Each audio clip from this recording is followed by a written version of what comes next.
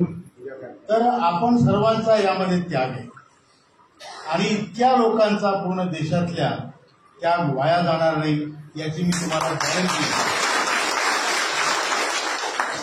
Guarantee देतो.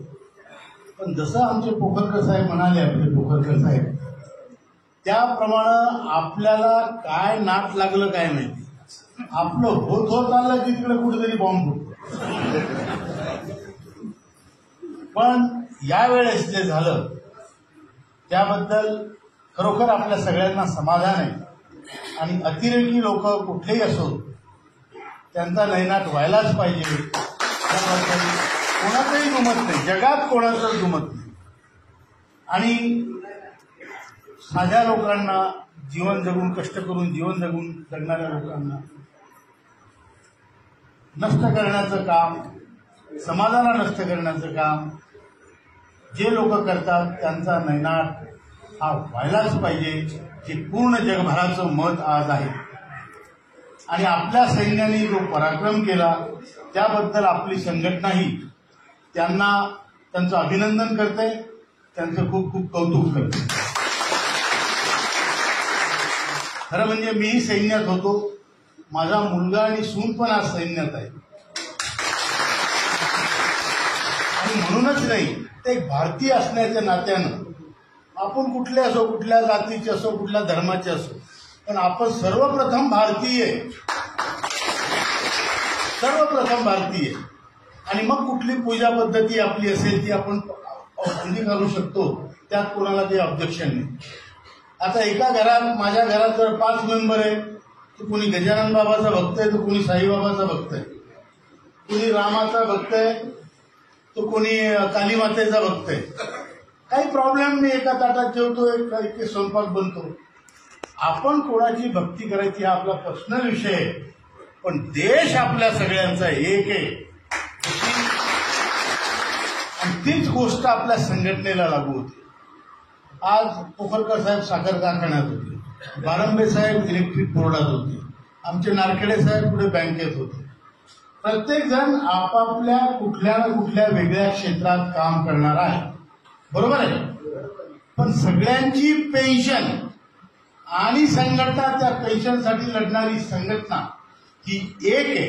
आणि आपण वेगवेगळ्या ठिकाणच्या डिपार्टमेंटवरून एका ठिकाणी जमून एक मागणी आपली रेटून धरतो, आपली मागणी मागतो, ही आपली एकता आहे. जसा देश तसेच आपण.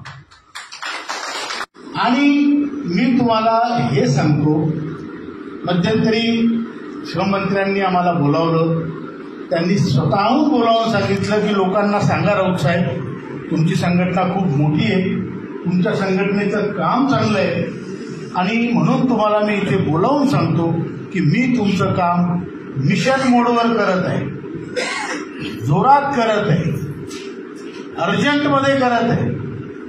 हे तुम्ही तुमच्या लोकांना जाऊन सांगा. आता त्या मंत्र्याला काय गरज होती मला इथून बोलवायची हे सांगायची, तर त्याचा अर्थ ते प्रामाणिकपणे प्रयत्न करीत आहे. आणि आपणही त्याची चौकशी केली, तपासलं, ते खरोखर प्रामाणिकपणे प्रयत्न करीत. आता हे जे युद्ध आहे, युद्ध किती दिवस चालतं कोणाला माहीत नसतं. आता युक्रेन रशियाचं युद्ध 2 वर्ष झाले,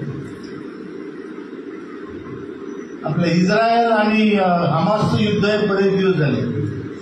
पण हे युद्ध जास्तीत जास्त अजून एक आठवडा 10 दिवस चालेल असं वाटतं.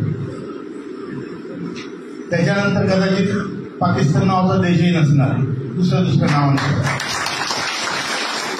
ते बोलण्याचा आपल्याला काही अधिकार नाही, पण जे आपण पाहतो, वाचतो, त्याच्यावरून सांगतो की 10 दिवसात पाकिस्तानचा विषय समाप्त होईल. आणि तोपर्यंत आपल्यालाही जोरानं आपली मागणी रेटता येते. आपली भानगड काय आहे, इथं काहीतरी चालू आहे आणि आपण म्हणायचं ते आमचं म्हणजे कोणाच्या मातीला जायचं, मोतीला. आणि मोतीला जातात म्हणजे आमचे पैसे उतारायचे त्यांना.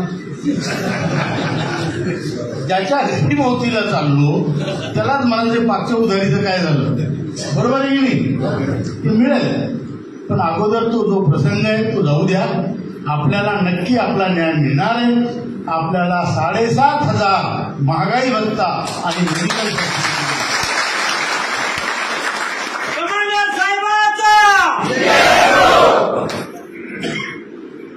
आणि हे म्हणण्यामागचा अर्थ असा आहे, हे आपल्याला कसं माहिती, मला कसं माहिती 7,500 महागाई भत्ता मिळेल. कारण जेव्हा मंत्र्यांचं आणि आमचं बोलणं झालं, चर्चा झाली, तेव्हा त्यांनी स्वतः सांगितलं, राऊत साहेब मला माहिती आहे ज्या लोकांनी एक पैसा भरला आणि त्यांना 3,000 फुकट गव्हर्नमेंट देऊ राहिले, बाकीचे स्टेट गव्हर्नमेंट, असं त्यांचं म्हणणं. मी म्हटलं साहेब असं नाही आहे. म्हणजे कसं आहे म्हटलं, एका घरात 2 म्हातारे राहतात, ते किती घेऊन जातात? 3 आणि 3. आणि त्यांनी पैसे भरले का? नाही. म्हटलं आमच्या घरातही 2 म्हातारे आणि आम्हालाही 3 अधिक 3 आणि वर आम्ही पैसे भरले, त्याचं काय? बरोबर आहे की नाही? म्हणून आम्हाला कमीत कमी 7,500 महागाई भत्ता मिळायला पाहिजे. ते मान्य केलेलं आहे.